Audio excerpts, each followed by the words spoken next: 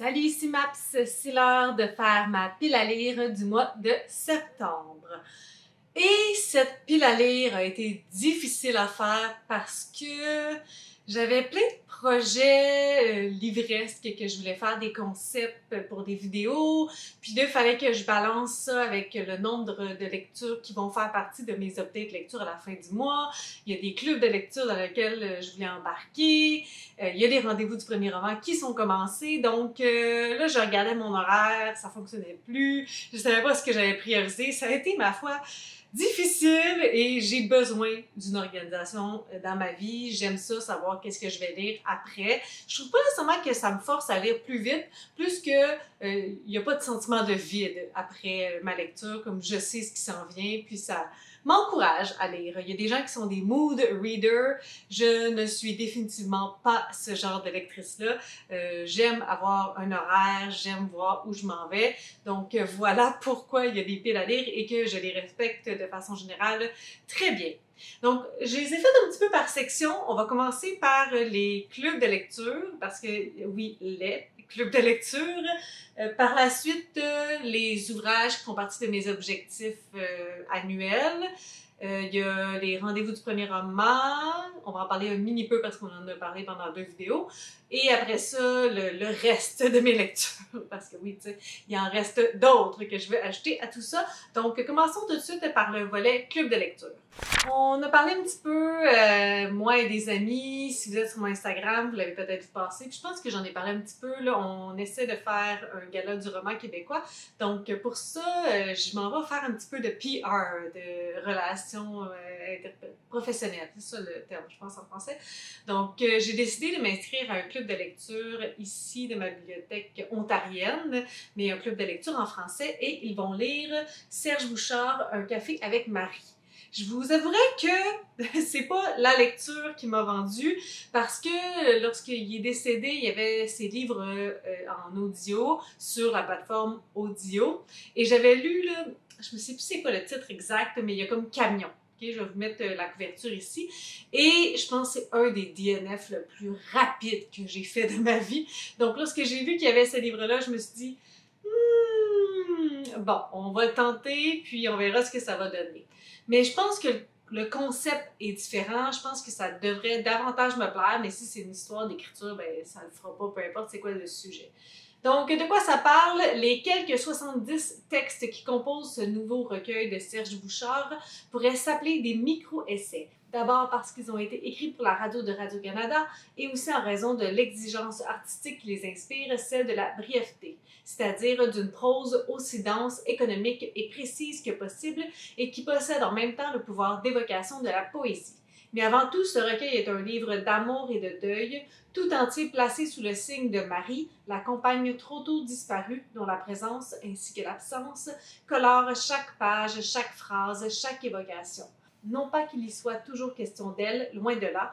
Comme toujours chez Serge Bouchard, c'est de notre vie quotidienne, de notre monde, de notre passé, de la nature autour de nous qu'il est question, et en particulier de tout ce que nous ne voyons pas et que seul le regard affûté du poète anthropologue sait nous faire découvrir. Mais Marie est toujours là, tout près, en arrière-plan, dans la pièce d'à côté, en quelque sorte, et c'est dans son regard et son esprit à elle que tout se déploie, autant que dans ceux de son compagnon qui tient la plume. Donc, pour ces propos-là, je pense que ça pourrait être intéressant. Est-ce que je vais avoir de la misère avec le volet rapide, un petit peu micro-essai? Peut-être, mais bon, voilà pour la première lecture pour un club de lecture. Un club de lecture du côté de l'Outaouais qui se déroule dans Elmer, surtout, a vu le jour, ça fait quelques mois, je dirais, ça s'appelle le sujet clos. Le sujet clos. Je me mélange parce que je trouve que ça ressemble au slow qui est Salon du livre de l'Outaouais. Sujet clos. Et donc, pour le mois de septembre, ils vont lire Femme fleuve d'Anaïs Barbeau-Lavalette.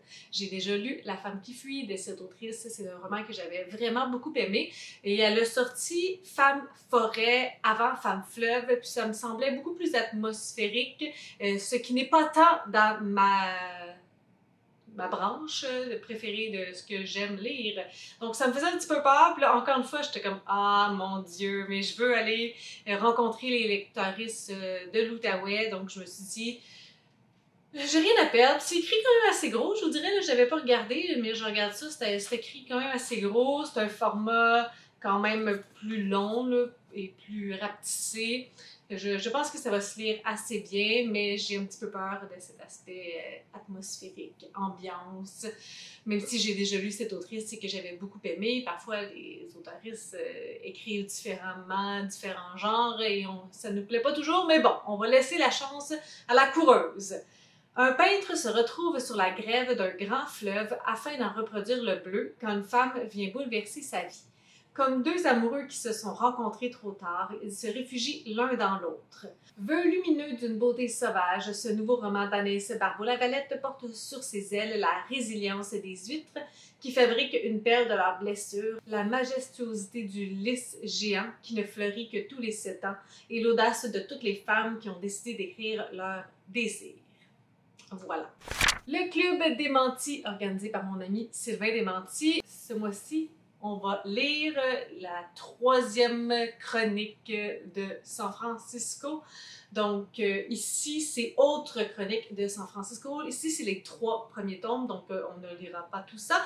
Vu qu'on a déjà lu les 2 premiers, je peux vous mettre le lien vers le live où on a parlé des 2 premiers tomes. Donc là, on va juste lire le 3e.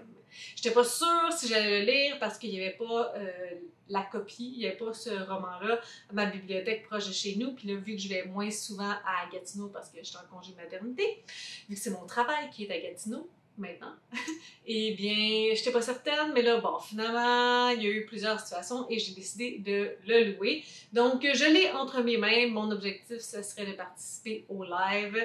On verra, mais ça se lisait quand même assez bien, c'était divertissant, c'était léger. Ça va peut-être faire du bien. Donc, ça va se passer le live à la fin du mois. Donc, est-ce qu'ici, ben, ça se passe dans les années 70-80, San Francisco, on suit Marianne, je me souviens plus de son nom de famille, qui arrive là, puis qu'elle va découvrir des gens attachants, elle va se trouver une famille. C'est comme le mot femme, family, il me semble qu'en français, il y avait un petit mot cute là, pour parler de la famille qu'on se construit. En tout cas, voilà, j'en dirai pas plus. Et ça fait le tour pour les livres pour le club de lecture. Pour un club de lecture. Pour ce qui est des mâches tapales, donc on a 12 catégories que Eva Charrettrice nous a gentiment offert pour vider notre pile à lire. Et je me souviens plus ça provient de quelle catégorie, mais j'ai ce livre qui traînait. Aide-moi de Nissy French, un thriller. Et puis ça va super bien, hein. De ce temps-ci, j'ai DNF tous mes livres de mâches tapales. Un mari attentif, un travail passionnant, des amis fidèles. Holly est parfaitement épanouie. Pourtant, des incidents se multiplient au cours desquels la jeune femme montre un tout autre visage. Cassante, parfois violente, infidèle, elle a le chic pour se mettre dans des situations impossibles et faire naître la haine sous ses pas sans même s'en rendre compte. Inquiet puis agacé, ses amis se demandent si Holly n'est pas en train de sombrer dans la folie et s'il ne faudrait pas l'enfermer pour la protéger de ses propres excès, comme le suggère son mari. Mais au plus profond de son abîme intérieur, Holly est persuadée d'être manipulée. Voilà, c'est rare que je lis des thrillers, hein? Mais bon, il était dans ma pile à lire, que voulez-vous? Et Delphine de Vigan, parce que j'en lis au moins un par mois. Les Jolis Garçons, ils n'étaient pas à ma bibliothèque ici à Ottawa, mais ils étaient à Gatineau, c'est pour ça que j'étais chercher les chroniques puis les Jolis Garçons. Donc Delphine de Vigan, les Jolis Garçons. 3 hommes dans la vie d'Emma, 3 rencontres sur des musiques différentes, basses et douloureuses, rieuses et légères, hantées par un même motif, l'illusion. Combien de fois faut-il rejouer la fable pour être capable de s'en défaire?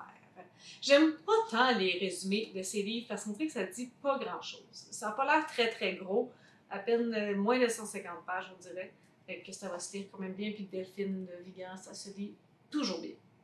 Et puis, petite capsule pour les rendez-vous du premier roman. Donc, mon objectif, c'est d'en avoir lu 2 d'ici la fin d'août. Ça se passe pas pire. Ça se peut que je dépasse un petit peu, on verra. Et pour le mois de septembre, si j'en lis 3, ça serait intéressant. Donc, il faut que j'aille chercher L'Art des Mélèzes de Carole Labarre qui est disponible. Et les 2 autres sont Hors sol de Philippe Young et Sauf quand je suis une arena de Frédéric Marseille. Donc, si j'arrive à lire ces 3 livres-là, ça veut dire que je vais en avoir lu 5, il va en rester 1 pour le mois d'octobre. Parfait. Dernière catégorie, ça va quand même pas si pire, hein? Ça va vite. Hein? On y va pour lecture autre. Donc, j'avais comme concept de faire une vidéo sur des lectures épistolaires parce que c'est un concept que j'aime vraiment beaucoup. Donc, j'ai 3 lectures qui vont faire partie de cette vidéo-là, qui sont des lectures, ma foi, un petit peu surprenantes, je crois, parce que c'est comme du young adult, mais en même temps, j'ai entendu des bons commentaires, fait que je voulais faire ce concept-là, fait que c'est ça qui est ça. Le monde de Charlie de Stephen Chbosky, c'est pas un ouvrage récent, il y a eu une adaptation cinématographique de ce roman-là. D'ailleurs, c'est ça la couverture, c'est les personnages du film. Je ne l'ai pas vu. Mais je pense que c'est Signé Daphné qui en a parlé récemment, puis elle disait que c'était un roman épistolaire. Fait que là, je me suis dit, ah mon Dieu, ben, c'était comme le petit push que j'avais besoin pour le lire parce que je sais que c'est un incontournable pour beaucoup de personnes. Donc, en espérant que mes attentes ne soient pas trop élevées. Au lycée où il vient d'entrer, on trouve Charlie bizarre, trop sensible, pas raccord. Pour son prof de lettres, c'est un prodige. Pour les autres, juste un freak. En attendant, il reste en marge jusqu'au jour où 2 étudiants, Patrick et la jolie Sam, le prennent sous leur aile. La musique, les filles, la fête, c'est tout un monde que Charlie découvre. Donc, il y a Emma Watson dans ce film-là. Ezra Miller. Je pourrais peut-être l'écouter. Je dis ça, on verra. Alors ça va être le premier roman pour cette vidéo-là. Le deuxième roman, c'est La fille de l'écran de Manon Devaux et Lou Luby. Et c'est une BD, un roman graphique. Donc ça va se lire quand même, ma foi, assez bien. J'avais entendu des bons commentaires, il me semble. Si je lis les illustrations, là, je regarde ça rapidement. Mélange de noir et blanc, puis une petite teinte de couleur. Donc, de quoi ça parle? Colline vit en France et rêve de devenir illustratrice. Ses recherches d'inspiration la conduisent à contacter Marley, une photographe installée à Montréal. De son côté, Marley a abandonné sa passion pour la photo au profit d'une vie sociale qui évolue principalement autour des cercles de son amoureux et d'un emploi dans un café. Les 2 jeunes femmes que tout oppose vont tisser sur Internet un lien plus fort que la distance et le décalage horaire qui va grandir de façon troublante jusqu'à la rencontre. Et le 3e ouvrage, c'est québécois. C'est cool. J'ai quelque chose de français, quelque chose d'américain, puis quelque chose de québécois. Ben, je pense que c'est français. Peu importe. Donc, le 3e ouvrage, c'est Jusqu'à ce que ça fasse bang d'Alexandra Larochelle, qui est relativement récent. Là, je pense diront 2 ans peut-être que ça a passé. 2022, ouais. C'est écrit gros. Oh là, c'est écrit gros. Ça va se faire, c'est bien ce concept-là. Maëlia aime son amoureux à la folie, c'est le premier, la bonne personne, l'homme de sa vie. Mais lorsqu'elle quitte sa région éloignée pour le cégep, elle découvre le monde sous des angles imprévus. Et si Holly ne voulait pas vraiment son bonheur, Maëlia comprend surtout que sa vie peut prendre de l'expansion jusqu'à ce que ça fasse bang. Une incursion dans l'univers des relations toxiques qui dévoile l'ampleur du piège, mais aussi les voies possibles de la liberté. Ok, là-dessus, il y a des textos. Je sais pas si c'est vraiment des lettres, mais en tout cas, il y a des textos. C'est peut-être pour ça que ça dit que c'est un peu épistolaire. Il n'est pas l'air d'en avoir tant que ça. On verra. On verra si je me suis trompée, mais bon. Alors ça va être pour cette vidéo-là qui va être au mois de septembre. Sinon, dans ma vidéo « Est-ce que je lis bleu-bleu », je vous ai dit que j'allais lire bleu-bleu parce que j'ai pas atteint le score que je m'étais fixé au départ. J'ai donc loué, la dernière fois qu'on l'a vu, C'est opérette de Claude Champagne. Un ouvrage qui a eu quand même une bonne publicité lorsqu'il a été publié. On l'a vu partout, puis les commentaires étaient quand même très bons.